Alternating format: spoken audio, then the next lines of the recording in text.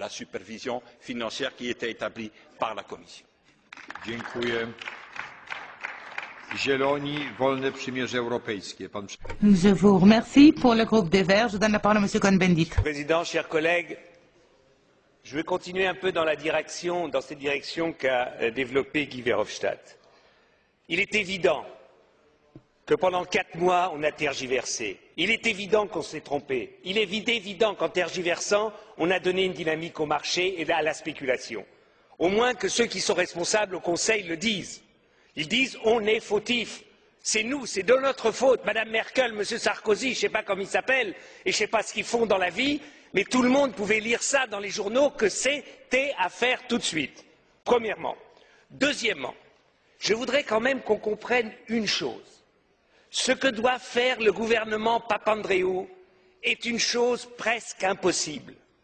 Et que je demande à l'ECOFIN, aux chefs de gouvernement, de réfléchir que eux, chez eux, ils sont incapables de mettre des réformes sur pied. Combien de temps la France a besoin pour réformer les retraites? Combien de temps l'Allemagne a besoin pour faire des retraites? Et maintenant, on demande à Papandréou, en 3 mois, tu changes tout. Vous êtes complètement fous. Et la preuve, c'est ce qui se passe en Grèce. On ne donne pas à la Grèce, à M. Papandréou, le temps de trouver un consensus en Grèce, de trouver un consensus. Il n'y a pas d'identification en Grèce avec l'État. C'est chacun pour soi. On peut le regretter, la responsabilité est partagée par des dizaines d'années de pratiques, de corruption des politiques en Grèce, mais il faut créer une cohésion. Il faut le faire, ça se ne décrète pas. Et vous allez voir en Espagne, si vous avez des problèmes, comment ça va se faire. Et ils vont voir au Portugal, s'il y a des problèmes, comment ça va se faire. Monsieur Barroso en sait quelque chose parce qu'il a perdu des élections comme ça.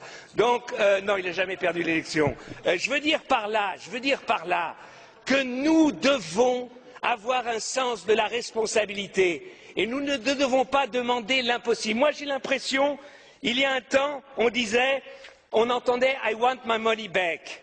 J'ai l'impression qu'au gouvernement, maintenant, on dit I want to make money on the back of the Greece.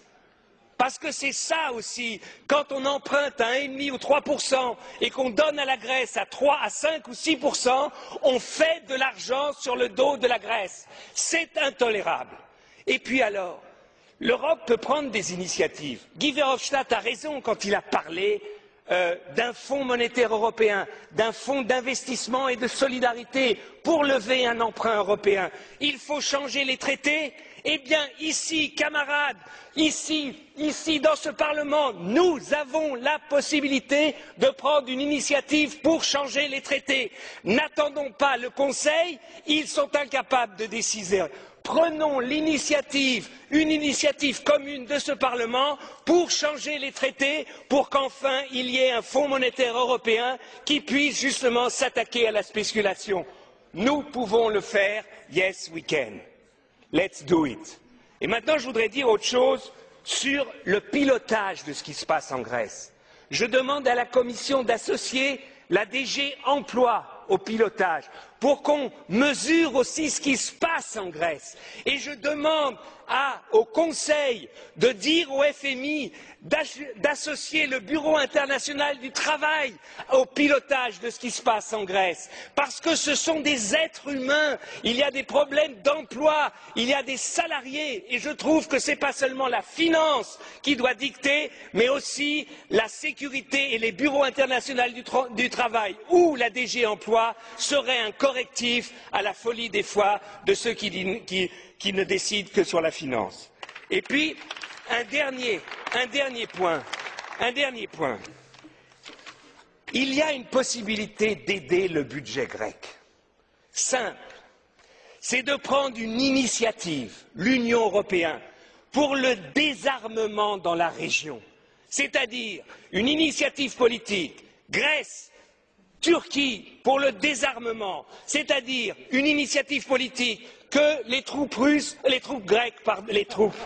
turques, se retirent de Chypre Nord, qu'il y ait un désarmement. Je dis une chose, on est quand même hypocrite. Ces derniers mois, la France a vendu 6 frégates à la Grèce pour 2,5 milliards, des hélicoptères pour plus de 400 millions, des Rafales, un Rafale à 100 millions. Là, malheureusement, mon espionnage ne m'a pas permis de dire si c'est 10 ou 20 ou 30 Rafales. Ça fait presque 3 milliards. Et puis il y a l'Allemagne a vendu 6 sous-marins dans les prochaines années à la Grèce il y a quelques mois. Ça fait 1 milliard. Mais on est complètement hypocrite. On leur donne de l'argent pour acheter nos armes. Je demande à la Commission de faire un rapport ici au Parlement européen et au Conseil sur toute la vente d'armes des Européens aux Grecs et aux Turcs ces dernières années. Qu'au moins il y ait transparence, qu'on le sache. Eh bien, je vous dis que si on agissait en manière responsable, assurons à la Grèce l'intégrité de leur territoire. Les Grecs ont 100 000 soldats. Plus de 100 000, l'Allemagne en a 200 000. C'est complètement aberrant. Un pays qui a 11 millions d'habitants a 100 000 soldats. Demandons cela à la Grèce. C'est peut-être plus efficace que de baisser les salaires de quelqu'un qui gagne 1 000 €. Voilà ce que je demande à la Commission, d'être un peu juste. Dziękuję panu za wypowiedź. Merci beaucoup, monsieur Cohn-Bendit. Au nom des conservateurs et réformateurs, je vous donne la parole. Dank u wel, meneer de voorzitter, om mij